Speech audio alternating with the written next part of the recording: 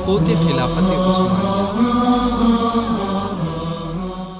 خلافت راشدہ، خلافت امویہ اور خلافت عباسیہ کے بعد اسلامی تاریخ کی چوتھی بڑی خلافت عثمانیہ تھی، جو تقریباً 2 کروڑ مربع کلومیٹر پر محیط تھی۔ اس کا دورانیہ تقریباً 642 سال از 1282 عیسوی تا 1924 عیسوی رہا اور 37 حکمران مسند آرائے خلافت ہوئے۔ ترکمان سردار عثمان خان نے عالم اسلام کی سب سے بڑی سلطنت کی بنیاد ڈالی، جبکہ عثمانی سلطنت کے تیسرے سلطان مراد اول نے یورپ میں فتوحات کے جھنڈے گاڑے اور 7ویں عثمانی سلطان محمد فاتح نے قسطنطنیہ شہر قیصر فتح کر کے 1100 سال سے قائم بازنطینی سلطنت کا خاتمہ کر کے حدیث رسول اللہ صلی اللہ علیہ وسلم میں فتح قسطنطنیہ کے حوالے سے وارد ہونے والی بشارت کا مصداق بنے، جبکہ 933 ہجری بمطابق 1517 عیسوی میں 9ویں عثمانی حکمران سلطان سلیم اول کے ہاتھ پر آخری عباسی خلیفہ المتوکل علی اللہ ثالث نے بیعت کر کے خلیفہ سلیم کو منصب و اعزاز خلافت کی سپردگی کے ساتھ وہ تبرکات نبویہ بھی بطور سند و یادگار دے دیے تھے جو کہ خلفائے بنو عباس کے پاس نسل در نسل محفوظ چلے آ رہے تھے۔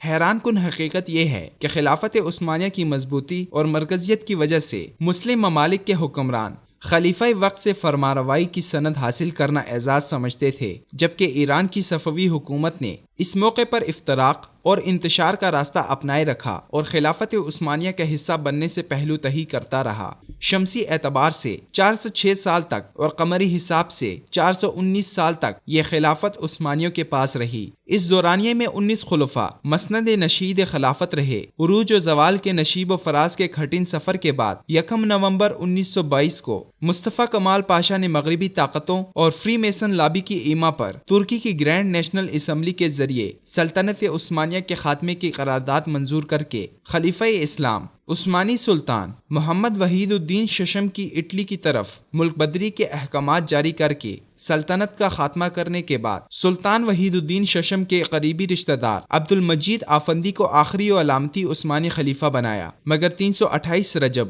1342 بمطابق مارچ 1924 کو ترکی کی قومی اسمبلی نے ایک مرتبہ پھر اسلام دشمنی اور مغرب پروروں کا ثبوت دیتے ہوئے اتا ترک کی قیادت میں اسلامی خلافت کے خاتمے کا قانون بھی منظور کر لیا، اور یوں دنیا اسلام رحمت عظیمہ سے محروم ہو گئی۔ اسلامی شریعت کو معطل کرنے کے علاوہ سرزمین خلافت کو چھوٹی چھوٹی ریاستوں میں تقسیم کرنے کے بعد ہر ایک کو اپنا آئین، قانون، قومیت اور جھنڈا تھمانے کے ساتھ امت کا شرازہ بکھیر دیا گیا۔ اسلام کی عادلانہ نظام معیشت کو مغربی سرمایہ دارانہ نظام سے، لادینیت کو جمہوریت کے نام سے فروغ دیا گیا، جبکہ اسلامی نظام تعلیم، عربی زبان، شاعر اسلام اور اسلامی تہذیب کو ترکی دیش سے نکال دیا گیا۔ اور سقوط کا سب سے بڑا نقصان فلسطین میں صہیونی ریاست کے وجود کی صورت میں ظاہر ہوا۔ پس اگر پرامن خلافت عثمانیہ کے سقوط کے اسباب پر غور کیا جائے تو بخوبی یہ حقیقت واضح ہو جاتی ہے کہ دشمنان اسلام سے قربتوں، کمال اتا ترک جیسے غداروں اور دوہریوں کا اعلیٰ ترین عہدوں پر پہنچنا،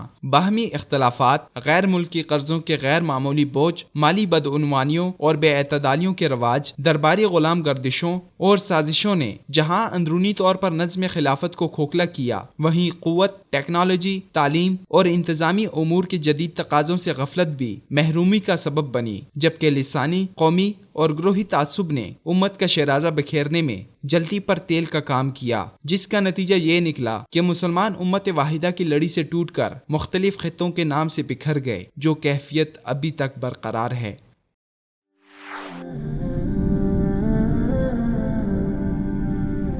وصال اردو، حق کا راہی